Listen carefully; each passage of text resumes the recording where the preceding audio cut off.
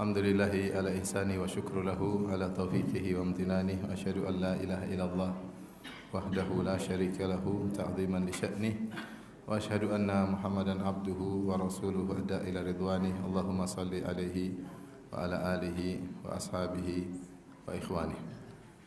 Hadirin dan hadirat yang dirahmati oleh Allah Subhanahu wa taala. Insyaallah pada kesempatan kali ini kita akan membahas tentang pernak-pernik yang terkait dengan bulan Ramadan. Bulan Ramadan sebagian ulama menyebutkan secara bahasa diambil dari ramdha yang artinya suatu yang sangat panas ya. Yang sebagian ulama mengatakan awal kali penamaan bulan-bulan terdahulu bahkan di sejak zaman jahiliyah, karena zaman jahiliyah pun sudah ada nama-nama bulan. 12 bulan sudah ada ya. Hanya saja mereka belum menentukan nomor tahun ya. Nomor tahun baru dikenal di zaman Umar bin Khattab, maka ada istilah tahun 1 Hijriah, 2 Hijriah, 3 Hijriah dan seterusnya. Sebelumnya orang Arab jahiliyah mereka mengkaitkan tahun dengan peristiwa yang besar. Seperti mereka mengatakan Muhammad SAW lahir pada tahun gajah karena ada peristiwa bergajah. Si fulan lahir 5 tahun sebelum peristiwa bergajah. Si fulan lahir sekian tahun setelah peristiwa bergajah. Ada yang mengatakan si fulan lahir ketika Yaum Bu'ats, peristiwa perang Bu'ats. Mereka baru zaman dahulu tidak menentukan tahun sekian. Baru di zaman Islam, di zaman Umar bin Khattab baru ada penomoran tahun. Tahun pertama Hijriah, tahun kedua Hijriah dan seterusnya. Tapi nama-nama bulan sudah ada sejak dahulu ya. Sejak dahulu sejak zaman jahiliyah, dan Allah sebutkan dalam surat At-Taubah ya, di mana mereka mengotak-atik bulan-bulan haram, kadang mereka majukan, kadang mereka mundurkan. Intinya nama Ramadan sudah ada sejak dahulu dan diidentikan dengan makna panas ya. Ya, seperti ramdha yaitu tanah yang panas. Sehingga sebagian mengatakan Ramadan meskipun berubah-ubah setiap tahun, tapi awal pensyariatannya identik dengan panas yang fungsinya adalah mengingatkan kita. Fungsi Ramadan adalah untuk membakar dosa-dosa yang kita miliki, membakar dosa-dosa yang kita miliki agar seorang ketika keluar dari bulan Ramadan maka dia bersih dari dosa-dosa tersebut. Makanya kalau kita perhatikan tentang keutamaan Ramadan, rata-rata keutamaannya adalah penggugur dosa. Seperti Rasulullah SAW bersabda, "Man shoma Ramadhana imanan wa ihtisaban ghufira lahu ma taqaddama min dzambi." Siapa yang puasa bulan Ramadan dengan penuh keimanan dan penuh pengharapan, maka akan diampuni dosa-dosanya yang telah lalu. Man qama Ramadan, siapa yang salat malam, yaitu salat tarawih di bulan Ramadan, imanan wa ihtisaban, karena beriman dan karena berharap pahala, ghufira lahu ma taqaddama min dzambi, akan diampuni dosa-dosa yang telah lalu. Man qama lailatul qadri, siapa yang menghidupkan malam Lailatul Qadar dengan penuh keimanan dan penuh pengharapan, ghufira lahu ma taqaddama min dzambi, akan diampuni dosa-dosa yang telah lalu. Rasulullah SAW bersabda, Ramadan ila Ramadan mukaffiratun ma bainahuma. Antara Ramadan yang satu dengan Ramadan yang berikutnya menghapuskan dosa-dosa di antara keduanya. Rasulullah SAW bersabda, raghima anf man adraka Ramadan fansalakha minhu falam yughfar lahu. Sungguh celaka seorang yang bertemu bulan Ramadan sebulan penuh, kemudian Ramadan pergi, dia belum diampuni oleh Allah Subhanahu wa taala. Bahkan puasa secara umum, kata Nabi sallallahu alaihi wasallam, fitnatur rajul fi ahlihi ya wa malihi ya wa jarihi yukaffiruha as-siyam was-sadaqah was-salat. Kata Nabi sallallahu alaihi wasallam, fitnah seseorang terkait dengan keluarganya, terkait dengan anaknya, hartanya, tetangganya, maka bisa digugurkan di antaranya dengan puasa, yaitu fitnah seorang terhadap anak istri, maksudnya dia terjerumus dalam kemaksiatan gara-gara mungkin terlalu sayang sama istri, terlalu sayang sama anak, sehingga dia terjerumus dalam kemaksiatan. Di antara hal yang bisa menggugurkan dosa-dosanya adalah apa? Puasa. Ternyata kalau kita lihat tidak disebutkan ya siapa yang puasa Ramadan dapat istana sekian. Saya belum dapat hadis seperti itu ya. Tapi rata-rata kalau kita baca tentang terkait dengan Ramadan atau tentang puasa secara umum, dijauhkan dari neraka ya. Siapa yang berpuasa sehari jalan Allah akan dijauhkan dari neraka. sekian tahun ya perjalanan, atau diampuni dosa-dosa. Dan ini mengajarkan kepada kita tentang urgensinya istighfar. Urgensinya istighfar. Dan menyadarkan kepada kita bahwasanya kita ini penuh dengan dosa. Siapa di antara kita tidak berdosa setiap hari? Kita pasti berdosa. Entah dosa lisan, dosa mata, dosa telinga, ya, dosa hati, ya, suudzon, merendahkan orang, sombong, hasad, dengki, banyak sekali dosa-dosa kita. Dan itu kita lakoni setiap hari, dosa-dosa tersebut. Sebagian dosa-dosa tersebut kita merasa berdosa sebagian. Dan banyak dari dosa-dosa tersebut kita tidak merasa berdosa sehingga kita tidak pernah istighfar. Saya sering contohkan sederhana, misalnya melihat wanita yang terbuka auratnya, kelihatan lehernya, kelihatan rambutnya, itu dosa dengan sepakat para ulama. Itu adalah apa? Dosa. Tetapi betapa sering kita nonton berita politik atau berita isu-isu yang lagi santer di medsos, dan isu-isu tersebut yang menyampaikan mungkin wanita yang cantik jelita yang mungkin terlihat rambutnya, bahkan terlihat mungkin kakinya, mungkin terlihat sebagian dadanya, dan kita tidak merasa berdosa, kita tidak menutup channel tersebut dengan berkata astagfirullah, enggak ada sama sekali. Enggak ada sama sekali. Belum lagi kita mungkin ikut menyebarkan berita yang mengadu domba, berita hoaks, dan kita tidak merasa bersalah sama sekali. Ya. Dan mungkin kita juga merendahkan orang, sering ketemu orang dengan merendahkan dalam hati, tentu tidak kelihatan, dan kita tidak merasa berdosa sama sekali. Dan betapa sering kita gibah, kita menyebut kesalahan orang dan kita tidak merasa bersalah sama sekali. Nah, kalau seorang tidak merasa bersalah, mana mungkin dia bisa istighfar? Istighfar itu baru berkualitas jika dia tahu dia sedang bersalah. Maksud saya ingin menyampaikan ini urgensinya kita puasa Ramadan dengan serius. Mengingat dosa-dosa kita sangat banyak. Kalau mau dibuka catatannya sangat banyak. Maka jangan pernah meremehkan bulan Ramadan, karena Rasulullah SAW benar-benar mengiming-iming dengan ampunan. Dan orang yang diampuni itulah orang yang bahagia. Dalam satu hadis, dzukira oleh Nabi sallallahu alaihi wasallam anna fulanah matat wastarahat. Disebutkan kepada Nabi sallallahu alaihi wasallam ada seorang ibu-ibu, seorang wanita meninggal. Dikatakan, ya Rasulullah, ibu fulan sudah meninggal dan dia sudah istirahat. Faqadiba Nabi sallallahu alaihi wasallam, Nabi pun marah ketika dibilang ibu itu meninggal dan istirahat. Nabi mengingatkan, innama yastarihu man ghufira lahu. Yang istirahat itu yang diampuni. Yang diampuni oleh Allah. Kalau dia tidak diampuni, enggak ada namanya tempat peristirahan terakhir, enggak ada. Enggak ada namanya rest in peace, enggak ada. Kalau udah tidak diampuni, silakan di neraka jahanam atau diadab dalam alam barzah. Maka semua yang buat problem bagi kita dalam kehidupan ini di dunia, yang mengusik kebahagiaan kita, yang buat kita merasa sengsara, ini baru di dunia adalah kemaksiatan. Allah berfirman, "Wa man a'rada an dzikri fa inna lahu ma'isyatan dhanka." Siapa yang berpaling dari peringatanku, maka bagi dia kehidupan yang menyesakkan di dunia, di alam barzakh, apalagi di akhirat. Sebaliknya, siapa yang beriman kepada Allah, menjauhkan diri dari maksiat, maka dia akan meraih kebahagiaan. Man amila salihan min dzakarin aw untha wa huwa mu'min, falanuhyiyannahu hayatan thayyibah wa lanajziyannahum ajrahum bi ahsani alladzi kanu ya'malun.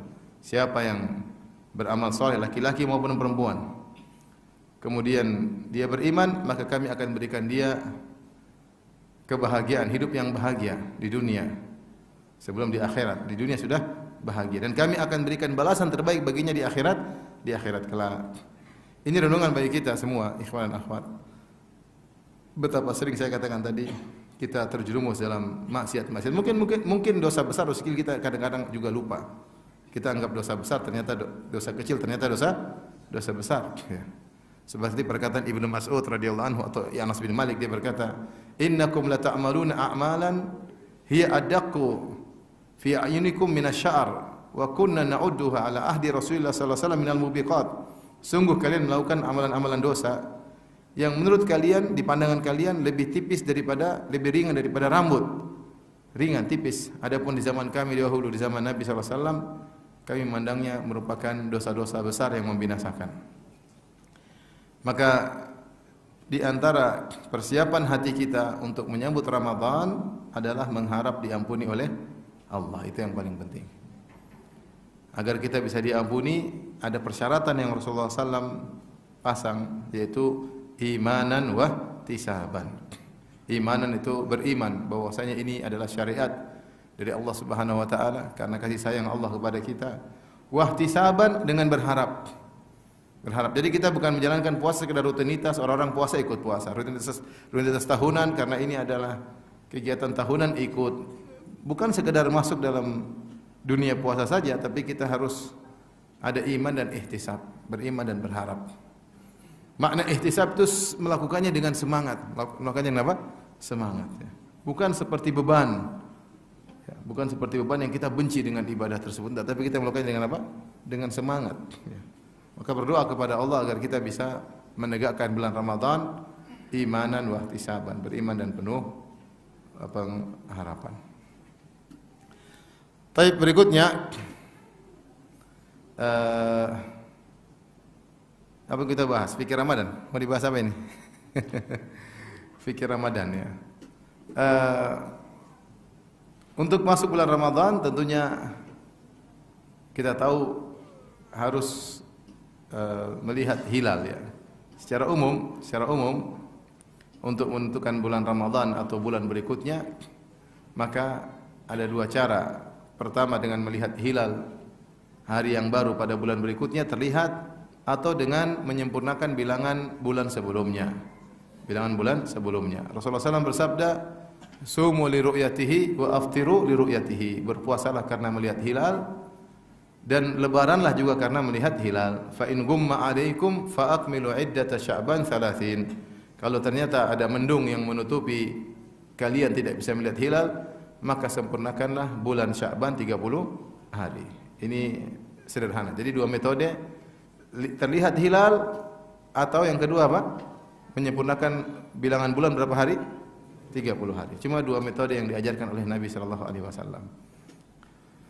Baik, maka nanti besok tanggal 29 Sya'ban tanggal 10 Maret ya 2024 maka akan di mana-mana di penjuru bumi ini akan berusaha melihat apa? Melihat hilal ya. Akan melihat hilal. Jika hilal terlihat maka besoknya berpuasa, jika tidak maka tidak puasa. Menurut pakar hisab pada tahun ini ya, mereka mengatakan berdasarkan informasi yang masuk kepada saya, mudah-mudahan tidak salah, tapi seandainya kita taruhlah, kita bicara secara fikih saja ya.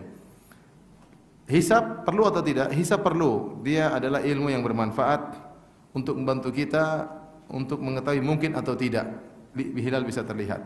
Jika seorang kemudian melakukan hisab dan dia tahu ternyata besok tanggal 10 Maret ketika matahari tenggelam di bawah cakrawala, ternyata hilal di atas cakrawala misalnya 2 derajat ke bawah, 2 derajat ke bawah. Mungkin 1 derajat, mungkin 2 derajat.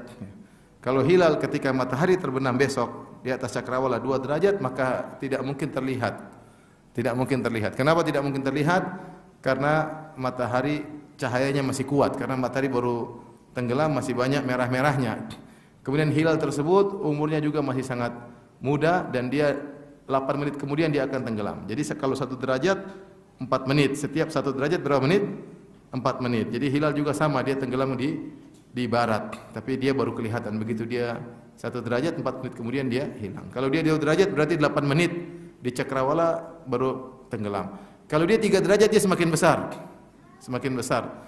Dan dia ada 12 derajat di cakrawala bisa kelihatan. Kalau dia 4 derajat setelah matahari tenggelam ternyata posisinya 4 derajat menurut perhitungan, maka dia ada 16 menit di cakrawala dan kemungkinan dilihat sangat besar.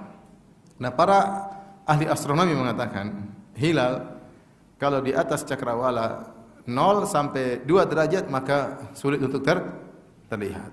Tapi kalau sudah 3 derajat maka imkanur ru'yah, mungkin untuk dilihat ya. Mungkin untuk dilihat, tapi belum tentu terlihat. Maka dari sini secara umum ada 3 metode yang ditempuh oleh orang-orang zaman sekarang. Metode pertama adalah disebut dengan metode wujudul hilal. Jika hilal sudah ada menurut hitungan hisab, terlihat enggak terlihat mereka enggak peduli, berarti besok sudah puasa. Ya. Mereka mengatakan yang penting hilal sudah wujud menurut astronomi. Dari mana kau tahu? Karena kita sudah hitung. bahwasanya hilal sudah ada meskipun cuma 1 derajat. Kelihatan nggak kelihatan kita nggak urusan, tapi kita punya hitung-hitungan. Kapan sudah secara hitungan? Dia 1 derajat sudah ada, berarti dia sudah wujud, dia sudah berwujud. Nah, ini namanya metode wujudul hilal. Maka mereka puasa besok meskipun hilal 0,5 derajat, meskipun hilal 1 derajat, meskipun hilal 2 derajat, mereka enggak peduli. Paham? Metode kedua namanya metode imkanur ru'yah. Imkanur ru'yah itu mereka juga pakai hisab, tapi mereka kasih batasan. Kalau hilal 3 derajat ke atas atau kurang lebih 2, sekian, intinya lebih dari 2 derajat atau 3 derajat ke atas, maka kita puasa besok meskipun tidak terlihat. Kenapa? Karena pada ukuran 3 derajat itulah atau 2, sekian hilal baru mungkin terlihat. Sementara hadis-hadis Nabi mengatakan berpuasalah karena melihat apa? Hilal. Pokoknya mungkin 2,5, 2,7 atau 3 derajat ke atas, besok kita puasa meskipun mendung, meskipun hilal tidak terlihat. Ini metode kedua juga diikuti oleh sebagian orang. Mereka mengambil jalan tengah. Metode yang ketiga, metode 4 mazhab, metode jumhur ulama, bahkan yang mengatakan ijma'. Mereka mengatakan tidak peduli hilal mau 3 derajat mau 4 derajat, harus lihat dulu. Kalau kelihatan puasa, kalau tidak kelihatan maka tidak puasa. Dan ini yang ditempuh oleh pemerintah kita dan juga ditempuh misalnya pemerintah Arab Saudi ya. Mereka menggunakan metode ru'yatul hilal, yaitu hilal terlihat baru puasa. Kalau tidak terlihat maka sempurnakan bulan Sya'ban 30 hari. Dari sini kita tahu maka timbul khilaf selalu jika ternyata secara hisab hilal itu di bawah 2 derajat. Pasti terjadi perselisihan. Seperti itu contohnya tahun ini. Tahun ini saya dengar-dengar hilal mungkin cuma 0 sekian derajat. 1 derajat atau kurang atau lebih, pokoknya kecil. Maka menurut pendapat pertama, besoknya puasa atau tidak? Menurut pendapat pertama yang mengatakan yang penting hilal sudah wujud, puasa atau tidak? Puasa. Makanya nanti tanggal 11 hari Senin sudah ada yang puasa. Kenapa? Karena menurut hitung-hitungan mereka hilal sudah wujud. Paham? Adapun menurut pendapat kedua yang juga ru'yah, hisab juga, yang mereka punya namanya metode imkanu ru'yah, mungkin terlihat. Mereka puasa atau tidak? Tidak. Kenapa? Karena mereka baru mau puasa kalau hilal 3 derajat ke atas. Paham? Adapun metode yang ketiga, metode pemerintah kita juga metode mayoritas ulama 4 mazhab, tidak mungkin puasa hari Senin. Karena hilal kalau 1 derajat tidak mungkin terlihat. Sementara yang menjadi patokan bukan adanya hilal tapi terlihatnya hilal. Mana di antara 3 metode yang paling lebih tepat? Mullah alam yang lebih tepat metode yang ketiga. Bahwasanya puasa itu dengan terlihatnya hilal. Ada yang mengatakan, Ustaz, tapi secara sains ini hilal sudah ada. Kita bilang iya benar. Tetapi hilal secara sains atau hilal astronomi bukan hilal syar'i. Hilal syar'i punya kriteria khusus. Hilal syar'i punya kriteria khusus. Apa kriteria hilal syar'i? Kriteria hilal syar'i harus terlihat. Meskipun ada, tapi kalau tidak terlihat, tidak dianggap oleh syariat. Paham? Contoh sederhana terkait dengan hal ini, misalnya adalah gerhana, solat gerhana. Rasulullah mengatakan, solatlah gerhana kalau kalian melihat apa? Gerhana. Jika terjadi gerhana, tapi terjadi hujan besar, gerhana tidak dilihat, maka tidak disyariatkan solat gerhana. Paham? Meskipun secara hitung-hitungan gerhana ada, tetapi ketika tidak kita lihat dengan mata kepala kita, maka tidak perlu solat apa? Gerhana, karena tanda-tanda alam tersebut tidak terjadi, tidak terlihat. Paham? Ini contoh lagi. Contoh lagi, misalnya dalam hal menuduh orang berzina. Dalam syariat, jika ada orang menuduh orang lain berzina, syaratnya harus terpenuhi. Ada si A, B, C, si A, B, C. A, B dan C ini melihat si Paijo berzina dengan Juminten misalnya. Paijo berzina dengan Juminten dan mereka melihat benar-benar kemaluan masuk kemaluan, ember masuk ke sumur. Mereka benar-benar lihat. Terus mereka lapor ke pemerintah, misalnya ke penguasa muslim, pemerintah Islam. Kami bertiga melihat si Paijo berzina dengan Juminten dan kami benar-benar melihat. Benar semua melihat? Iya. Mana saksi yang keempat? Enggak, kami cuma bertiga A, B, C. Mana yang D? Waduh, enggak ada. Yang lihat cuma kami bertiga. Kebetulan kami bertiga lagi jalan-jalan. Tiga-tiganya dicambuk. Tiga-tiganya dicambuk. Kenapa? Meskipun secara sains, secara kenyataan terjadi perzinahan, tapi persaksian baru bisa diterima kalau ada 4 orang. Jadi syariat punya barometer tersendiri. Paham? Saya tanya sama antum, perzinahan terjadi enggak? Terjadi. Tapi persaksian diterima enggak? Enggak. Kenapa? Tidak memenuhi persyaratan. Harus 4 orang. Ini sederhana. Paham? Berarti persaksiannya ada kriterianya. Yang contoh ketiga, contohnya misalnya si Pak Ijo nikah dengan Juminten, paham? Pak Ijo mungkin dengan Juminten, nikah yang sah. Ternyata di tengah perjalanan mereka sudah punya anak 1, 2, 3. Ternyata Juminten berzina dengan Pak Imin. Juminten berzina dengan apa? Pak Imin. Akhirnya Juminten hamil. Paham? Mungkin Pak Ijo tahu, Pak Ijo diam-diam aja, dia enggak peduli. Dia maafin lah. Kemudian akhirnya lahir. Dari Juminten lahirlah seorang anak. Datanglah Pak Imin, bilang itu anak saya. Itu anak saya. Mana buktinya? Coba liatin, mukanya sama dengan saya. Ternyata dilihat mukanya sama. Tes DNA, DNA-nya juga DNA Pak Imin. Nah, apakah dikatakan anak ini dinisbahkan kepada Pak Imin atau kepada Pak Ijo? Jawabannya menurut syariat dinisbahkan kepada bapak syar'inya, bukan kepada bapak biologisnya. Paham? Meskipun secara kenyataan ini adalah hasil hubungan gelap antara Juminten dengan Pak Imin. Buktinya mukanya sama dengan Pak Imin, DNA-nya juga DNA Pak Imin. Tetapi karena ini bapak biologis tidak sah, tidak dianggap, maka anaknya misalnya namanya Agus, tetap Agus bin Paijo. Faham? Dan ini pernah terjadi di zaman Nabi SAW. Ketika Sa'ad bin Abi Waqqas punya kakak atau punya saudara namanya Utbah bin Abi Waqqas, kafir. Dia kemudian meninggal dalam kondisi kafir. Dia berzina dengan seorang wanita, punya anak. Itu wanita itu miliknya Zam'ah. Kemudian punya anak, akhirnya ributlah antara Sa'ad bin Abi Waqqas dengan Abad bin Zam'ah. Kata Abad, ini adik kami. Kata Sa'ad bin Waqqas, enggak, ini ponakanku karena ini perempuan pernah berhubungan dengan saudaraku Utbah. Dan Utbah sudah berwasiat kepadaku, tengok ponakanmu. Akhirnya rebut-rebutan mereka lapor kepada Nabi SAW. Maka dilihatlah anak tersebut. Miripnya dengan siapa? Utbah. Tapi Utbah zina. Rasulullah bilang, al-waladu lil firash walil akhiri hajar. Maka anak ini disandarkan kepada bapak yang syar'i, kepada Zam'ah. Adapun Utbah hanya dapat batu, tidak dapat apa-apa. Karena ini hasil hubungan yang tidak benar. Ini maksud saya, dalam syariat ada kriteria yang harus dipenuhi. Paham? Nah, demikian juga hilal secara astronomi sudah muncul nanti. Karena secara hitung-hitung mungkin 0 derajat sudah ada, berarti 1 derajat sudah ada. Tetapi hilal yang dianggap oleh syariat adalah hilal astronomi yang memenuhi kriteria. Apa kriterianya? Bisa terlihat. Kalau tidak terlihat meskipun dia sudah ada, tidak dianggap. Dan ini pendapat 4 madhab. Makanya bahkan Rasulullah dalam satu hadis mengatakan, fa in hala bainakum wa bainahu sahab. Kalau ada yang menghalangi antara kalian dengan hilal, ada awan, fa akmilu iddata Sya'ban 30, maka sempurnakanlah bulan Sya'ban 30 hari. Ini ada, tapi ada awan yang menghalangi, maka Nabi bilang sempurnakan bulan Sya'ban 30. Apalagi tidak kelihatan. Yang seandainya tidak ada awan kelihatan pun, tertutup awan tidak dianggap. Apalagi kalau memang secara kasat mata tidak mungkin terlihat, apalagi hilalnya cuma 1 derajat atau kurang lebih, atau bahkan di bawah 1 derajat. Maka dari sini kita mengikuti pendapat mayoritas ulama bahwasanya hilal tidak mungkin terlihat besok malam, tidak mungkin. Oleh karenanya kemungkinan besar puasa hari apa? Selasa. Kalau ada terlihat, kemungkinan itu hilal Cina.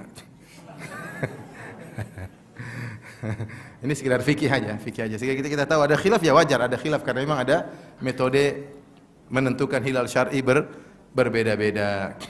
Apa fungsinya hisab? Fungsinya hisab juga misalnya menurut hisab hilal 1,5 derajat tahun 2027 misalnya. Hilal akan terlihat pada tanggal 29 Sya'ban 1,5 derajat. Tapi pemerintah mengatakan, ayo lihat dulu, siapa tahu ada yang lihat.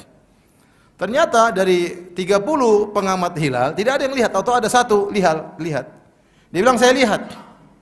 Kau lihat di mana? Di sana. Benar kau lihat? Iya. Tim-tim yang lain tidak ada yang lihat. Ketika itu pemerintah berhak untuk menolak saksinya misalnya. Enggak mungkin. Karena menurut perhitungan di sini harusnya 1,5 derajat. Kalau 1,5 derajat enggak mungkin kelihatan. Dan sebagian orang yang mengaku melihat hilal ditolak persaksiannya. Di antara yang bisa mendukung untuk menolak persaksian adalah dengan hitungan apa? Hisab. Jangan-jangan bukan hilal, kau lihat ada rambut putihmu di sini. Kecantol di mata, kau kira apa? Hilal. Coba dipinggirin, enggak ada. Bisa jadi ya. Seperti ada dikisahkan demi ada orang bilang semua enggak dilihat hilal, dia lihat. Ternyata ada rambut putihnya yang jatuh di sini di dekat matanya, dia kira itu apa? Hilal. Ternyata rambut putih. Intinya tidak usah bertengkar ya. Lakukan apa yang dia diyakini. Saya hanya menyampaikan secara fikih, maka tidaklah kita berpuasa kecuali melihat apa? Hilal, kecuali melihat hilal. Tapi apa yang kita lakukan jika sudah ada pengumuman hilal? Kalau sudah ada pengumuman hilal, maka pastikanlah sejak matahari terbenam sudah masuk waktu-waktu mulia. Detik-detik yang akan kita lewati berbeda dengan detik-detik di hari-hari yang lain. Karena bulan Ramadan, siapa yang beramal saleh di bulan tersebut, pahala dilipat gandakan baik secara kuantitas maupun kualitas ya. Maka jangan disepelekan setiap detik-detik yang kita lewati pada hari-hari di bulan Ramadan ya. Maka semuanya bermanfaat. Oleh karenanya kita mulai serius untuk beribadah kepada Allah Subhanahu wa taala.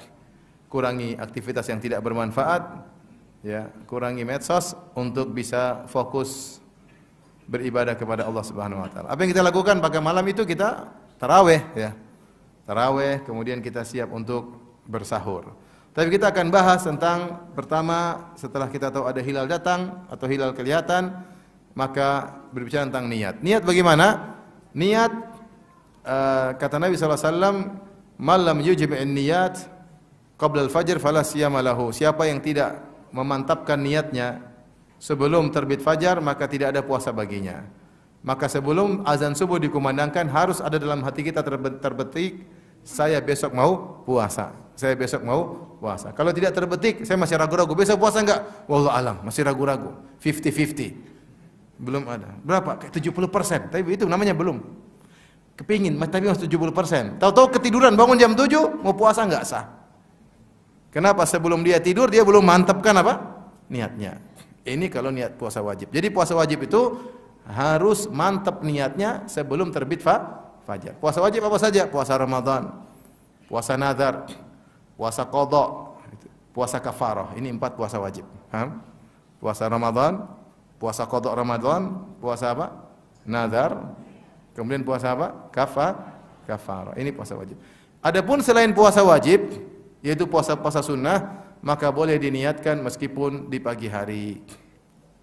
Ini tidak banyak dalilnya. Dalam hadis Rasulullah SAW bertanya kepada istrinya, "Hal indakum ta'am? Adakah sarapan pagi?" Kata istrinya, "Tidak ada wahai Rasulullah." Kata Rasulullah SAW, "Idzan fa ana shaim." Kalau gitu saya puasa. Kalau gitu saya puasa. Berarti Rasulullah baru niat ketika pagi hari. Artinya Rasulullah mau makan. Kalau istrinya bilang ada, Rasulullah makan atau tidak? Makan. Berarti dia ingin makan. Tapi ketika istrinya bilang tidak ada, dia bilang kalau gitu saya puasa. Berarti kalau untuk puasa sunnah boleh berniat meskipun di siang hari. Dan ini diikuti oleh banyak sahabat. Imam Al-Bukhari menyebutkan beberapa sahabat, kalau tidak salah 6 sahabat yang meniru tradisi Nabi SAW. Kalau mereka bertanya kepada istri mereka, ada makan atau tidak? Istri mereka bilang tidak ada. Kata mereka, kalau gitu saya puasa. Luar biasa bagaimana ketaatan para sahabat kepada Nabi SAW, bagaimana kesabaran mereka dalam menjalani kehidupan. Terkadang mereka tidak punya sarapan pagi. Beda dengan kita ya. Ada makanan, Umi, apa? Lontong sayur, nasi uduk, atau apa? Banyak pilihan. Dahulu tidak ada pilihan, tidak ada. Rasulullah bertanya, ada makanan enggak? Kata istrinya enggak ada. Kata Nabi, kalau gitu saya puasa. Ini juga diikuti banyak sahabat. Seandainya semua suami seperti ini, luar biasa ya. Mami ada makanan enggak? Enggak ada. Kalau gitu papi puasa. Masya Allah. Luar biasa. Suami soleh. Besok lagi, Mami ada makanan enggak? Enggak ada. Kalau gitu papi puasa. Besok lagi, Mami ada makanan? Enggak ada. Mami ngapain aja? 3 hari berturut-turut, Mami ngapain aja Mami? Tidur melulu, HP melulu. Jadi seorang boleh berniat puasa, kalau puasa sunnah boleh di pagi hari. Tetapi argo pahalanya baru berjalan kalau dia sudah berniat. Misalnya dia baru berniat jam 10 pagi. Padahal dia sudah enggak makan sejak pagi. Syaratnya harus tidak boleh makan sejak sahur. Sejak apa? Sejak salat subuh, sejak adzan subuh, enggak boleh makan dan minum. Ternyata dia baru punya ide puasa ketika jam 10 pagi. Maka ketika jam 10 pagi baru argo pahala berjalan, paham? Karena innamal a'malu binniyat. Amalan tergantung niatnya. Lain halnya dengan puasa Ramadan. Maka puasa wajib itu niatnya harus sebelum terbit fajar. Siapa yang baru niat besok atau ragu-ragu ketika tidur, maka puasanya tidak sah kata Nabi sallallahu alaihi wasallam. Baik, terkait dengan niat, para ulama membahas tentang bolehkah seorang berniat sebulan penuh langsung biar dia enggak repot-repot tiap malam niat. Maka kita katakan yang lebih hati-hati adalah seorang berniat setiap malam, dan itu mudah. Pokoknya malam ini sudah beli siap-siap pasang wekar, itu dia sudah niat puasa, dan insya Allah kita rata-rata niatnya terbawa terus. Kenapa lebih hati-hati kita berniat setiap malam? Karena puasa itu dia adalah ibadah tersendiri per hari, Dia bukan satu keterkaitan, sehingga sebaiknya tiap malam kita punya niat. Tapi saya rasa rata-rata kita setiap malam punya apa? Niat. Sebagian ulama memandang diperbolehkan kita niat sebulan penuh, dan ini juga ada sisi pendalilannya. Kata mereka, karena Ramadan Allah melihatnya sebagai gelondongan, satu kesatuan, sebagaimana juga bulan Dzulhijjah. Dalam Sahih Al-Bukhari kata Nabi sallallahu alaihi wasallam, "Syahrani syahra 'idin la yanqusan." Ramadan wa Dzulhijjah, kata Nabi sallallahu alaihi wasallam, 2 bulan yang ada salat Idnya tidak akan berkurang nilainya. Apakah dia 29 hari atau 30 hari sama saja nilainya. Maksudnya, dua bulan yang tidak akan berkurang. Jangan dianggap kalau bulan 30 hari berarti lebih sempurna daripada bulan 29 hari. Maka Nabi bantah, kata Nabi, 2 bulan ini tidak ada bedanya, tidak berkurang nilainya apakah 29 hari atau 30 hari. Bahkan Nabi SAW kebanyakan puasanya 29 hari. Nabi SAW kebanyakan puasanya 29 hari. Yaitu syahra idin la yanqusan. 2 bulan yang ada salat Idnya tidak akan berkurang nilainya 29 30 hari, yaitu bulan Ramadan karena ada salat Idul Fitri di ujungnya, dan ada bulan Dzulhijjah karena ada salat Idul Adha. Di sini kata sebagian ulama, ketika Nabi mengatakan tidak berkurang berarti Nabi memandang Ramadan satu kesatuan. Mau 29 mau 30 dianggap satu gelondongan. Oleh karenanya boleh seorang berniat untuk sebulan langsung, boleh, dan ini pendapat cukup kuat. Tetapi kalau ada batal di tengah jalan seperti ibu-ibu yang haid atau ada yang sakit, maka hendaknya dia perbarui lagi niatnya ketika dia mau puasa lagi, paham? Setelah bersih atau setelah hilang uzurnya, dia perbarui lagi niatnya. Kalau dia tidak ada halangan, dia boleh niat langsung satu bulan penuh. Taib, itu niat untuk puasa. Insya Allah orang kalau sudah sholat tarawih dia sudah niat besok mau apa? Mau puasa. Tidak susah, jangan bilang, saya sudah niat belum ya?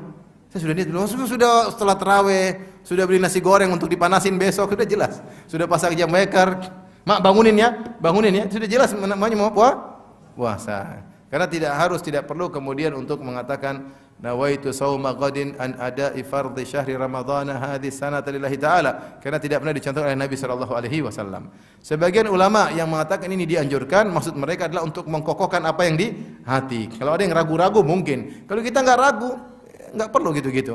Karena puasa yang terbaik adalah puasanya Nabi sallallahu alaihi wasallam, dan salat yang terbaik salatnya Nabi sallallahu alaihi wasallam dan juga para sahabatnya. Dan Nabi dan para sahabat tidak pernah melafalkan niat mereka dalam salat maupun dalam puasa, dalam wudu maupun dalam ibadah-ibadah yang lainnya. Oleh karenanya kita tidak perlu untuk mengatakan nawaitu dan seterusnya, kecuali ada orang yang ragu-ragu, saya ragu kena was-was. Was-was ya sudah, kau bilang saya mau puasa supaya hilang was-wasmu. Tapi kalau tidak ada was-was, biasa aja ya. Taib. Sekarang kita masuk dalam sahur. Sahur, apa sunnah-sunnah yang dikerjakan ketika sahur? Sahur dari kata sahar. Sahar adalah waktu kubail al-fajar, yaitu menjelang subuh. Menjelang subuh namanya sahur. Oleh karena disunahkan makan sahur adalah menjelang subuh. Apakah orang yang makan sahur jam 11 malam dikatakan makan sahur? Khilaf di kalangan para ulama.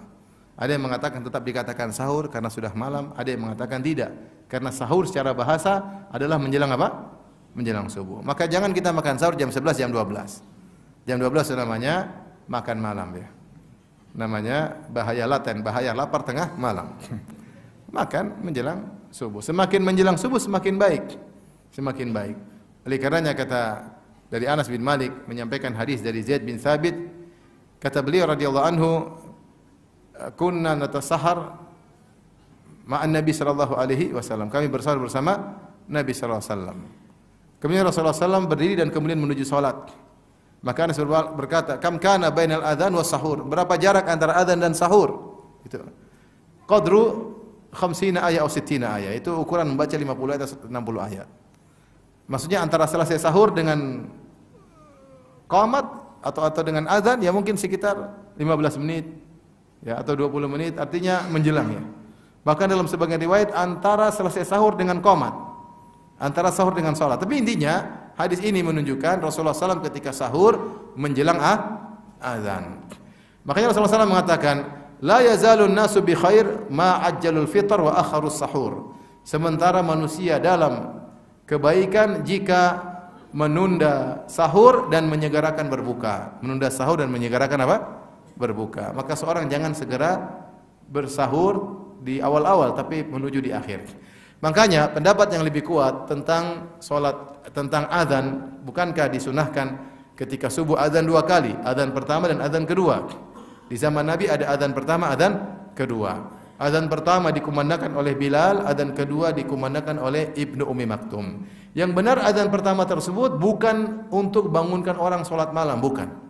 Tetapi untuk orang bersiap-siap. Kata Nabi SAW, inna Bilalan yu'adzinu bil lail. Sungguhnya Bilal itu azannya masih gelap, masih malam, belum subuh. Fakulu washrabu, makanlah dan minumlah kalian, yaitu sahurlah kalian. Hatta yu'adzina Ibnu Ummi Maktum, sampai Ibnu Ummi Maktum mengumandangkan azan. Kalau Ibnu Ummi Maktum mengumandangkan azan berarti sudah tanda masuk waktu salat subuh. Ini menunjukkan bahwasanya antara jarak azan pertama dan jarak azan kedua tidak jauh, mungkin 15 menit, mungkin 20 menit. Rasulullah mengatakan, kalau kalian mendengar Bilal mengumandangkan azan, maka silakan makan dan minum. Maka fungsi azan pertama itu bukan untuk bangunkan orang salat malam, karena Rasulullah SAW salat malam jauh sebelumnya. Kalau mungkin jam 3, jam 2, mereka sudah bangun salat malam. Tapi azan pertama itu liyastarihal qaim, agar orang yang sedang berpuasa istirahat dan agar sempat untuk apa? Sahur. Oleh karenanya perkataan as-salatu khairum minan naum yang lebih tepat adalah pada azan kedua. Itu salat maksudnya salat subuh lebih baik daripada tidur. Bukan salat malam lebih baik daripada tidur, bukan. Karena azan pertama, azan kedua itu azan pertama fungsinya bukan bangunkan salat malam, bukan. Tapi bangunkan agar memberi peringatan sebentar lagi azan subuh. Yang belum bangun silakan bangun, yang sedang salat malam berhenti untuk makan apa? Sahur. Itu fungsinya ya. Ini menunjukkan bahwasanya makan sahur Nabi sallallahu alaihi wasallam adalah menjelang subuh. Baik, sampai kapan kita boleh makan sahur? Kita boleh makan sahur sampai waktu azan subuh. Jika sekarang di Indonesia azan subuh Jakarta jam 4 lewat 40 menit atau 41 menit. Taruhlah jam 4 lewat 40 menit taruhlah. Maka kita boleh makan sahur sampai kapan? Boleh makan, boleh minum sampai jam 4 lewat 59 59 detik. Jam 4 39 menit 59 detik. Pas teng 60 harus berhenti, enggak boleh. Siapa yang lanjut makan batal. Siapa yang lanjut makan batal karena Allah kasih limit. Kata Allah Subhanahu wa taala, "Fal ana bashiruhunna wabtagu ma kataballahu lakum." Maka sekarang di malam hari silakan kalian berhubungan dengan istri-istri kalian. Makanlah dan minumlah sampai terbit fajar, itu sampai azan subuh. Hatta yatabayyana lakumul khaytul abyadu minal khaytil aswadi minal fajar. Sampai terlihat benang putih dari benang hitam, maksudnya sampai terbit fajar. Tsumma atimus siyama ila lail, kemudian lanjutkan puasa sampai malam hari. Maka di malam hari kita boleh makan, boleh minum dan juga boleh berhubungan dengan istri sampai jam 4 lewat 39 menit lewat 59 detik. Kalau sudah jam 4 lewat 40 masih berhubungan, masih makan, masih minum, batal. Ini pendapat ijma ulama. Tapi Rasulullah, ya Ustaz, bukankah ada hadis Rasulullah SAW bersabda, "Idza sami'a ahadukumun nida wal ina'u fi yadihi, fala yadh'uhu hatta yaqdi hajatahu." Jika salah seorang dari kalian mendengar azan sementara gelas sudah di tangannya, kata Nabi, jangan dia sudah gini, Allahu Akbar, Allahu Akbar. Siapa azan cepat sekali? Kata Nabi, jangan dia letakkan sampai dia selesaikan hajatnya, maka boleh minum dulu. Bismillah. Boleh. Ada hadis seperti itu. Maka khilaflah para ulama tentang hadis ini. Kenapa? Karena zahir hadis ini bertentangan dengan ayat yang sangat tegas, makan dan minum sampai terbit apa? Fajar. Hadis ini mengatakan terbit fajar minum lagi. Ini khilaf dengan para ulama membawakan hadis ini. Maka banyak dari ulama yang mentakwil, kata mereka maksudnya bagi orang yang ragu sudah azan atau belum.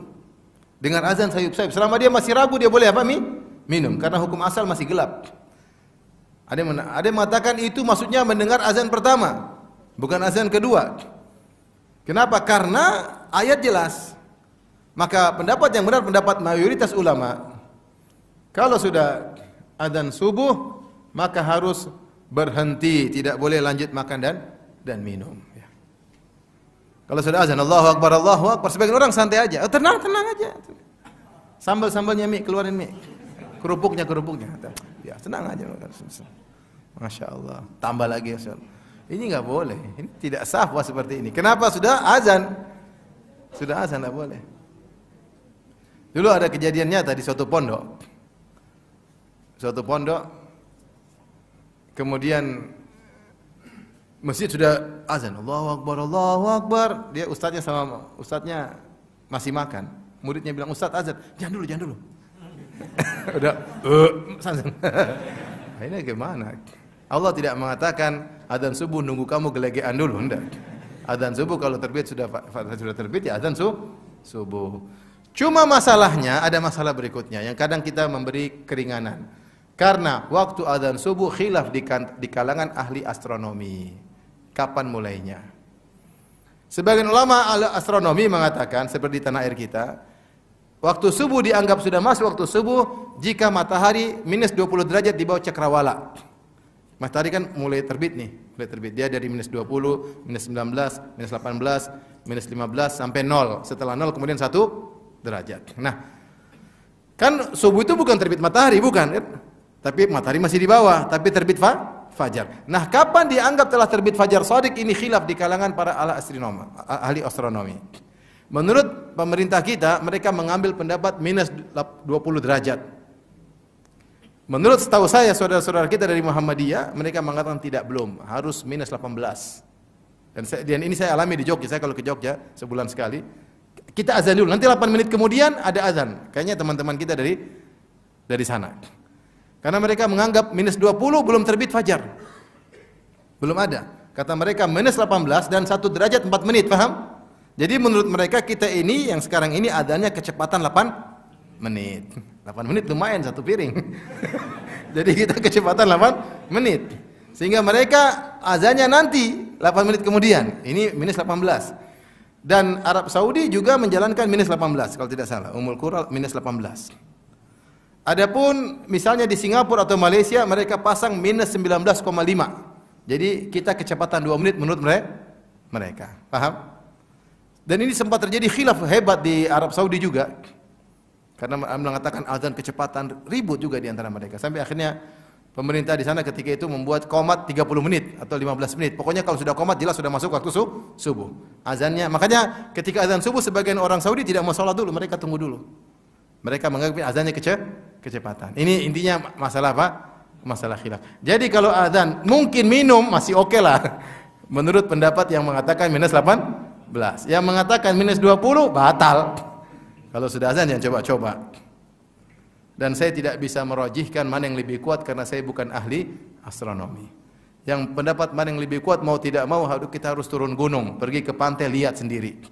Cari tempat yang benar-benar sepi, tidak ada cahaya sama sekali, kemudian duduk nongkrong, lihat mana yang lebih kuat, minus 18, minus 20 dan seterusnya. Jadi untuk hati-hati, ibu-ibu kalau sudah azan menurut jadwal yang ada, jangan makan minum lagi, paham? Tapi kalau sholat subuhnya tunggu dulu sekitar 8 menit baru kemudian sholat apa? Subuh. Jadi ibu-ibu jangan begitu aja langsung sholat subuh, tunggu dulu karena ini masih waktu yang diperselisihkan. Tapi berhenti berusaha tidak makan dan minum lagi. Ada sebagian orang, saya di Masjid Nabawi sambil ngobrol, dia sambil tunggu azan. Allahu Akbar, Allahu Akbar. Kamu berhenti dulu sih, kamu ngapain tunggu azan baru minum? Jangan, ya sudah kamu sudah berhenti. Jadi pegang gini terus. Tunggu nanti muazzinnya. Udah. Dia sudah masuk jangan-jangan ya. Apalagi sudah ada toleransi 8 menit karena Saudi minus 18 dianggap baru masuk apa? Subuh. Ini sekedar wacana pengetahuan dan ada yang minus 16. Minus 16 baru azan subuh. Ini lebih enak lagi. Karena berarti kalau minus 16 berarti kita ini kecepatan 16 menit karena 4 derajat. Satu derajat 4 menit. Berarti kita ini kecepatan 16 menit. Menurut mereka azan subuh itu kalau kita 4.40 berarti tambah 16 menit berarti jam 4 lewat 56. Waduh, keren gitu. Itu makan lagi. Dari sini kita tahu pernyataan masyarakat imsak itu bukan larangan untuk makan dan minum, tapi untuk hati-hati saja. Karena imsak dipasang lagi 10 menit lagi sebelumnya. Ya kan, kalau kita azan subuh 4 lewat 40 menit, imsak 4 lewat 30 menit. Sebagian orang udah imsak nggak boleh makan lagi, padahal ada 10 menit. 10 menit itu lumayan. Satu piring kerupuk, goreng telur masih bisa. Jadi imsak itu hati-hati. Itu hati-hati, sebentar lagi kita akan azan subuh. Baik, yang perlu saya ingatkan bahwasanya waktu sahur adalah waktu yang mulia. Maka jangan disia-siakan. Sebagian orang bangun jam 3, dia sibuk urusan makan saja sampai azan subuh. Dari jam 3 sampai azan subuh berapa jam? 1 jam 40 menit. Ya, ente makan cuma 15 menit. Istri yang masuk, istri masak setengah jam, masak 15 menit. Kalau enggak cuma manas-manasin makan. Maka selama 1 jam 40 menit itu jangan sibuk ngobrol sana kemari, telepon. Zikirlah, baca Quran, kayak apa, kayak berdoa, kayak ini waktu yang mulia. Ini diantara pemborosan waktu. Buang-buang waktu adalah buang-buang waktu yang paling mulia, sepertiga malam terakhir dibuang-buang tidak ada manfaatnya. Kenapa? Bangun jam 3, sibuk makan 1 jam 40 menit. Duduk nggak ada kegiatan. Mana sana gimana? 1 jam 40 menit. Sayang. Harusnya kalau mau sholat lagi boleh, tapi jangan witir lagi. Mau baca Quran boleh, mau zikir boleh, mau berdoa boleh. Waktu makan 15 menit selesai. Alhamdulillah. Jadi kita saving waktu, jangan dibuang-buang. Taib. Berikutnya, setelah kita sahur, kemudian kita sholat subuh, kemudian kita berpuasa. Maka berpuasa jangan lupa jaga adab. Kalau puasa jangan teriak-teriak, jangan ribut-ribut, jangan berkelahi, jangan debat-debat. Ya. Udah orang debat-debat biarin aja ya. Ya biarin aja debat-debat, kita nonton pun nggak usah nonton mereka debat, kita sibuk aja beribadah kepada Allah Subhanahu Wa Taala. Ini bulan Ramadan, nanti ada waktunya. Makanya Rasulullah SAW mengatakan, wa insabahu ahadun, kalau dia sedang berpuasa ada orang yang maki-maki, au qatalu atau ngajak berantem, falyakul ini mru'un shaim, katakan saya sedang berpuasa. Jangan.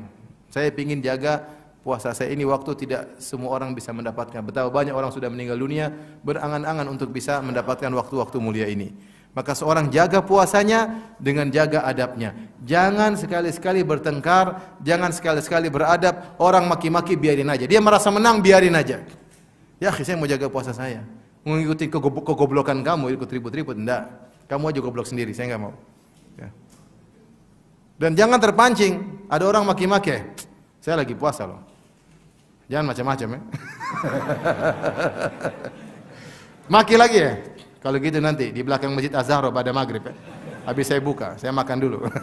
Jangan digubris, enggak usah digubrisi, enggak usah. Cuekin aja, orang biarin aja. Kita ini banyak hidup, kata Allah, wa'arid anil jahilin. Berpaling dari orang-orang jahil. Kita ngikutin orang jahil, kita jadi jahil juga, jadi bahlul juga. Ya.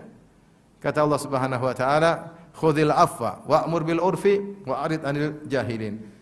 Khudhil afwa maksudnya sudahlah, maafkanlah. Maafkan maksudnya apa? Ini tafsirnya maksudnya kamu jangan berharap orang lebih dari yang masyarakat cuma segitu, jangan berharap lebih dari mereka, ya sudahlah. Jadi kalau gitu kita nyaman. Kita bergaul sama orang, kita maunya dia teman itu selalu telepon kita, selalu perhatian sama kita. Kalau kita butuh dia bantu, kalau kita ada apa-apa dia telepon. Ternyata teman enggak begitu. Ya sudah. Jangan maksakan ekspektasi terlalu tinggi. Begitulah manusia zaman sekarang. Khudhil afwa, kata Allah, ya udah. ambil yang mereka mudah lakukan. Yang enggak mereka mau lakukan jangan dipaksa. Dengan begitu hidup kita nyaman. Kita bertetangga, maunya tetangga kita tiap minggu kirim kue, ternyata enggak pernah kirim. Kita udah kirim, dia juga enggak pernah kirim balik. Ya sudah. Ya udah, begitu tetangga zaman sekarang, enggak usah ngomel-ngomel. Udah, khudhil afwa, maafin orang-orang. Orang seperti itu. Ya. Orang seperti itu. Dan seterusnya terhadap istri, terhadap suami. Kalau begitu kita nyaman. Lalu kita harus berharap harus sesuai ekspektasi, kita pusing sendiri. Nah, kalau ada orang bikin ganggu kita, cuekin aja. Jangan digubrisi. Wa idza marru bil lagwi marru kirama. Kalau melewati pekerjaan sia-sia mereka lewati aja. Elegan, tidak ikut nimbrung, tidak ikut komentar, udah biarin aja lah. Begitulah zaman.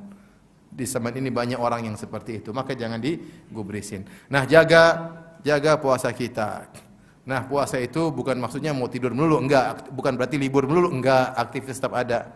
Kerja tetap mencari nafkah, tetap berpahala, ya. Tapi ada waktunya kita kurangi, ya. Jangan malah Ramadan malah kerjaan semakin apa? Banyak. Jangan, kita kurangi. Kalau bisa konsan apa, kalau bisa kurangi lebih baik. Agar kita punya waktu untuk baca Quran, agar kita punya waktu untuk zikir pagi petang, agar kita punya waktu untuk baca tadabbur Quran, agar kita punya waktu untuk baca terjemah Al-Quran. Taib. Fikih puasa panjang lebar kita lanjut sampai pada masalah buka puasa. Nah, sunnah-sunnah yang terkait pada buka puasa adalah seorang bersahur dan berbuka sesuai dengan tempat di mana dia berada. Yang jadi patokan tempat di mana dia berada.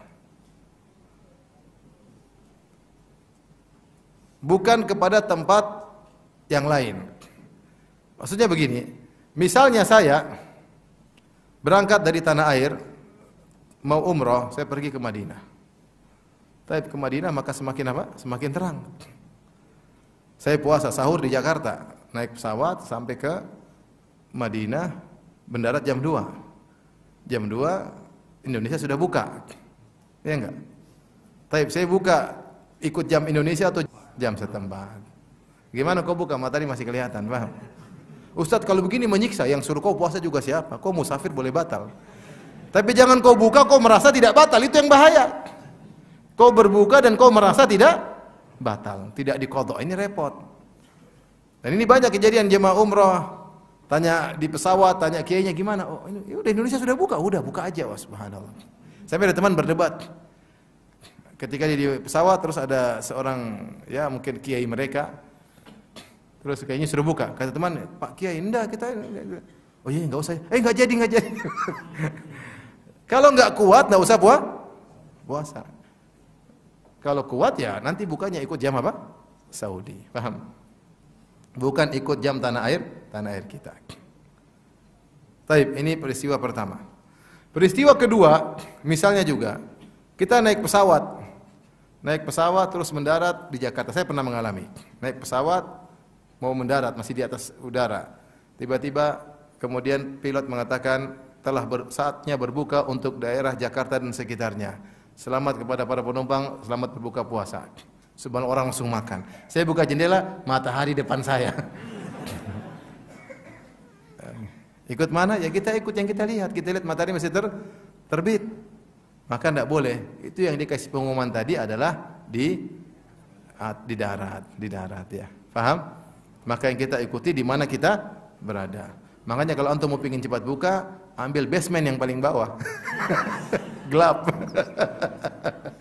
Nah, tapi intinya yang kita ikuti adalah di mana posisi apa?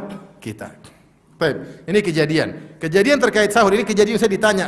Saya waktu itu lagi ditelepon langsung lagi akhir Ramadan. Ada kawan-kawan mereka umrah di akhir Ramadan. Qadarullah waktu itu Saudi 29 hari, Indonesia 30 hari. Atau 29 tapi intinya Indonesia belum lebaran.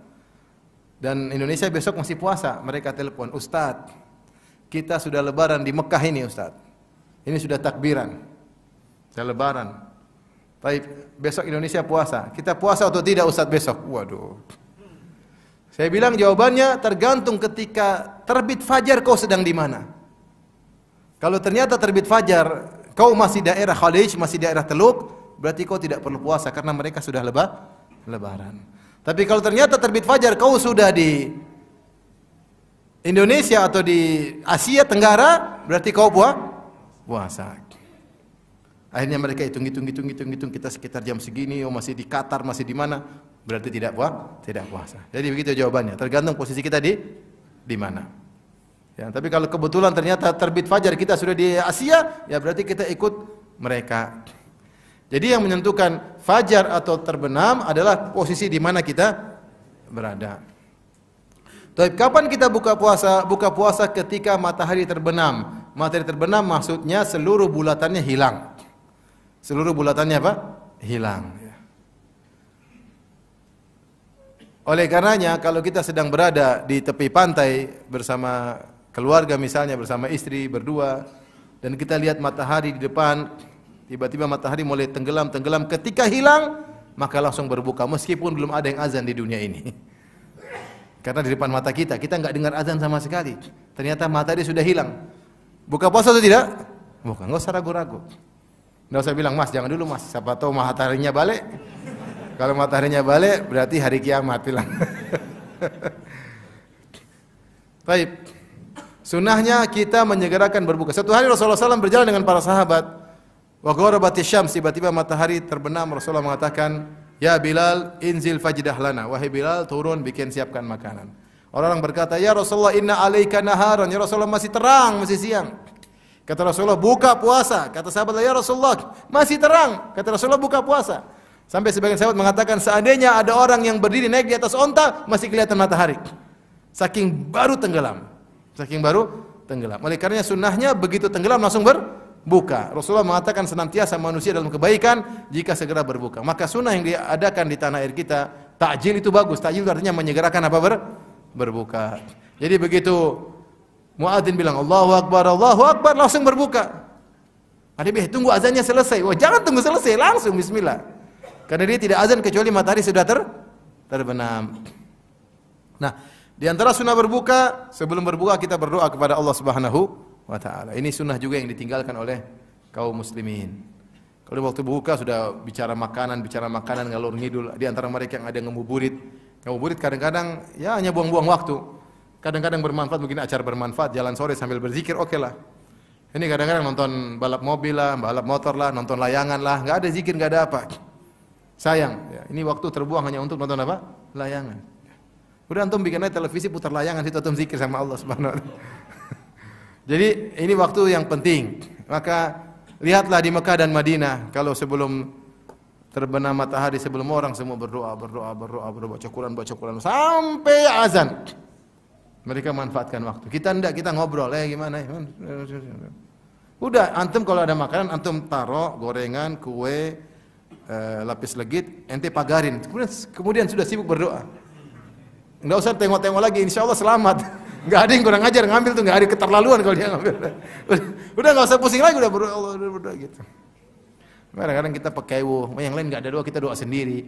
Pekeuh, ya hidupkan sunnah, sudah enggak usah pekeuh cuek aja. Kalau enggak ya kita baca Al-Qur'an. Jadi waktu-waktu bermanfaat jangan kita buang-buang. Kemudian kita buka puasa dengan baca bismillah. Adapun doa-doa bebas, doa-doa apa saja boleh. Diriwayatkan dalam sebagian hadis yang diperselisihkan tentang kesahihannya, yaitu doa dhahabat dhama'u wa abtallatil uruq wa thabatal ajr insyaallah. Namun di sini diperselisihkan tentang hasan atau tidak. Tapi boleh diucapkan. Yang maknanya telah hilang dahaga, ya, telah basah kerongkongan dan telah tetap pahala insyaallah taala. Kalau ada yang baca Allahumma laka sumtu wa bika amantu, hadisnya dhaif tapi boleh. Maknanya benar, enggak ada masalah. Maknanya benar, atau bilang bismillah atau baca doa yang lain seperti diriwayatkan dari sebagian sahabat boleh. Intinya berdoa sebelum apa? Sebelum buka puasa. Maka buka puasa dianjurkan dengan rutop. Buka dengan rutop lebih dahulu. Kalau enggak ada rutop maka korma.